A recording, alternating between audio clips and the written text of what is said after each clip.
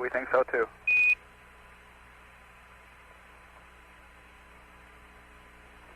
We were going to do a bunch of exercise that we had made up as the Lunar Olympics. Show you what a guy could do on the moon with a backpack on. But for a 380-pound guy, that's pretty good. They threw that out. Yeah, jump flat-footed, straight in the air. 300, about 4 feet. Wow. Charlie, that ain't any fun, is it? That ain't very smart. Well.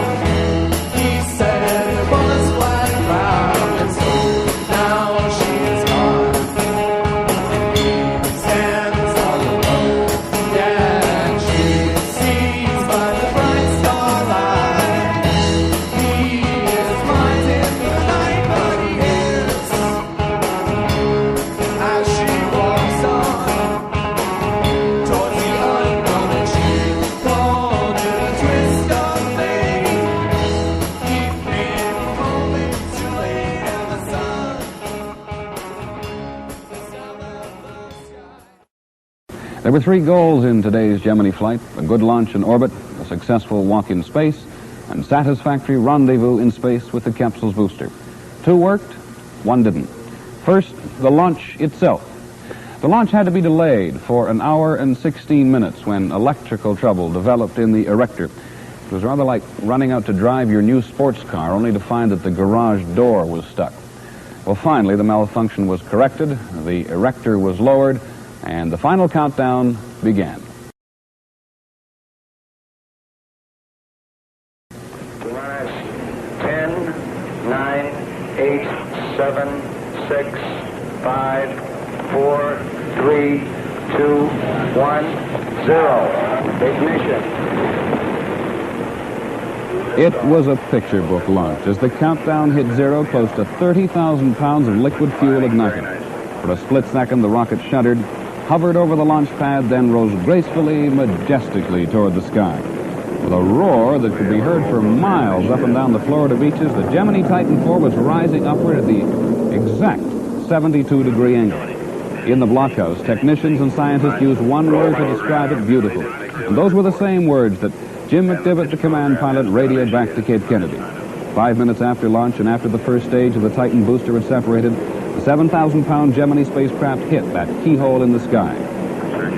The scene at the White House was no different, as you saw just a second ago, than it was at millions of homes around the country and in many other sections of the world. The president sat before his television set from shortly before launch until the Gemini 4 had successfully gone into orbit. Later he said, "We've had an exciting morning, but there was more to come." For a period of about 20 minutes today, astronaut Edward White walked in space, out of his spacecraft, but attached to it by a nylon tether. As a point of curiosity, in earthly terms, White walked the distance from Hawaii to Bermuda. Not so impressive, perhaps, to spacemen. Probably the high point of the day was the conversation between ground and capsule as White walked in space. And here's the way a portion of it went. Let me take a close-up picture there. Oh, you smeared up my windshield, you dirty dog. Yeah. Man, I don't even know exactly where we are, but it looks like we're about over Texas again. As a matter of fact, here it looks like Houston down below us. Yeah, that's Gallows Bay right there. Hey. The flight director says get back in. This is Jim. What, got any message for us? Jimmy 4, get back in. Okay. We still got 3.5 more days to go, buddy. Obviously, White was enjoying himself immensely. At a news conference in Houston this afternoon after the walk in space, that feat was a natural subject for questioning, as was the comparison between White's walk and that of the Russian cosmonaut Leonov. ABC correspondent Bob Young put the question. Do you consider Ed White's performance a significant advance over the Russian performance in space? I consider what Ed White did a significant advancement in the spaceflight operational capability of the United States. The sound of the sky in the darkness of night. Oh, oh, oh, oh, oh, oh. Also, in comparison with the Russians. I think you have to give the Russians a great deal of credit for their extravehicular activity. We had extravehicular activity ourselves today, and also gained the experience of being able to maneuver with a thruster that permits the astronaut to go where he wants to go in space without reference to any other object, without holding on to anything, without pulling on anything. And this is extremely important when we want the astronauts to go out and gather film from, say, the back of a future capsule or over to another spacecraft. We were never able to see stars from the lunar surface or on the daylight side of the moon by eye without looking through the optics. I don't recall during the period of time that we were photographing the solar corona what stars we could see. I don't remember seeing any. Well, what didn't succeed in today's flight was a rendezvous with the capsule booster because simply the rendezvous was called off. Trying to keep up with the orbiting booster during the first revolution, the spacecraft began using fuel at an unexpectedly high rate. These comments from capsule and ground tell the story. Climate, this is Gemini 4. We're going to have to get resolution right away whether you want me to really make a major effort to close this last thing or to save the fuel. I think we should save the fuel. Climate, do you read Gemini 4? Roger, we copy. We suggest you stand by. We want to save the fuel. Okay. I guess we've probably expended about 100 feet per second. You've expended 100 feet per Negative. second? Don't think it's worth it. That's a rough guess. Oh, Roger. I don't think it's worth it. The mission director has decided not to attempt any closer approaches to the booster. That is, he will not attempt, the Gemini 4 spacecraft will not attempt to come closer to the booster during this revolution, when we will attempt extravehicular activity, and he will not attempt to come any closer during the fifth revolution as previously announced. This is what the Russians have in mind for us, a film preview of the future from Soviet science. We're looking at a portion of an extensive film animation prepared by the Soviets of a projected trip to the moon, one they claim will be a reality in the next 5 to 10 years. At the beginning of such a flight, a spaceship propels a multi-stage rocket. As the speed increases, the rocket breaks away, and then various other stages of the rocket also fall away. After a time, it is traveling by inertia alone, with no further energy required. Powerful radar stations keep the rocket within the grasp of its radio signals. And automatically operated instruments on the ground send radio impulses back to the rocket from the Earth. And they're received by ground stations. This station guides the rocket with the help of machines to count the electronic impulses. The rocket races forward along an orbit that has been calculated months in advance. But at a command from the Earth, it can launch into another orbit. When a rocket has traveled beyond the Earth's gravity, it can head toward its goal, the gravitational field of the moon. Now a refueling rocket sets out from the Earth, and now our rocket is headed into the moon. When it reaches the moon, a laboratory and tank beds will launch out to explore the moon. The Soviet scientists who designed this project describe it as fully possible.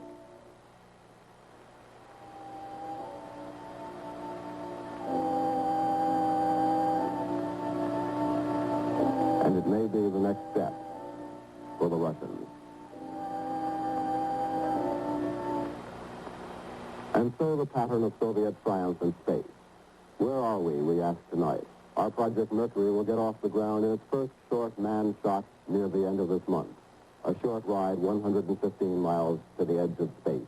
April 28th is the earliest date. As for an orbital flight, like Russia did today, that won't come until near the end of the year, maybe not even until early next year. 10 days ago at Mercury headquarters, Langley Field, Virginia, I asked Lieutenant Colonel John Glenn, who may well be our first astronaut into space, how he would feel if the Russians beat us into space. John, if the Russians get a man up before we do, how would you feel about that? Well, that's a good question because we've been asked this many times. There's only one answer to that. It doesn't change our program one bit. This is like saying that because Henry Ford started a new car first, no one else should be in the automobile business today. The General Motors should have dropped out before they started. Well, this is ridiculous, of course, and it's probably a ridiculous example, but the fact that the Russians happen to get a shot off or may not get a shot off a little bit before we do doesn't alter the objectives of our program a bit. Our program is not set up just as a race to space. We're well aware of the international implications of this, but this doesn't alter the step-by-step progression that we want our program to go through to see that man safely starts space exploration. We have our goals, I guess they have theirs, and the fact that they do or do not get a shot off ahead of us will not alter the objects of Project Mercury. We're not going to change our plans. No.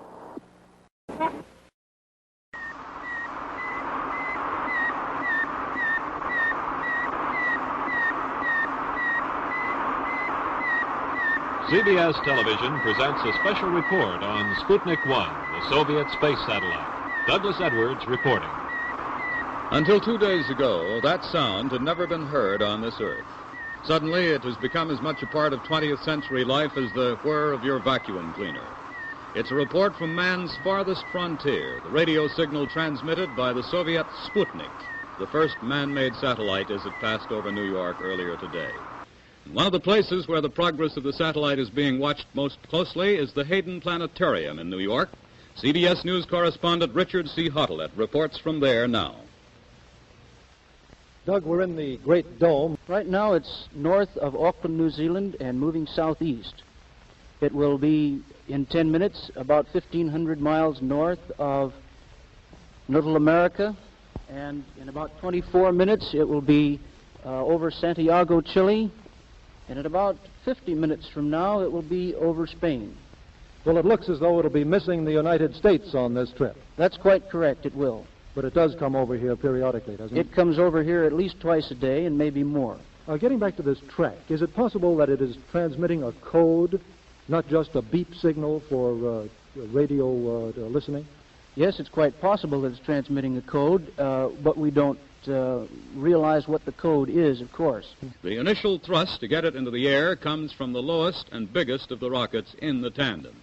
When the American satellite is launched, the takeoff power will come from a rocket like this one shown in a recent test. The powerful thrust of the Aerobee sends the whole assembly up through the dense stratosphere, a layer of heavy air 50 miles thick surrounding the Earth.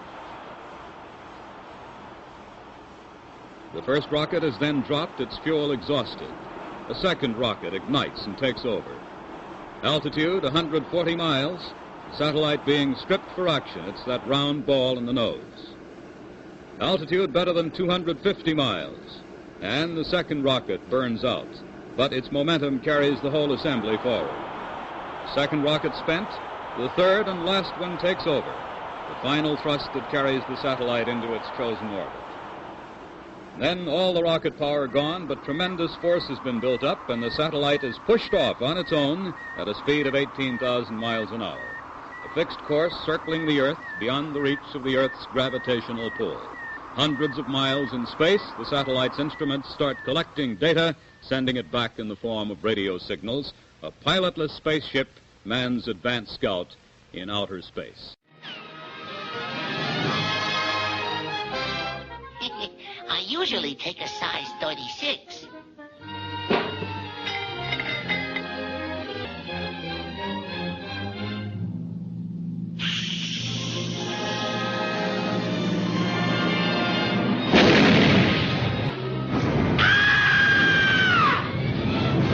We've heard in these reports from both at home and abroad this afternoon, the course of United States policies in the competition with Russia has been severely shaken. This is Douglas Edwards. Good evening.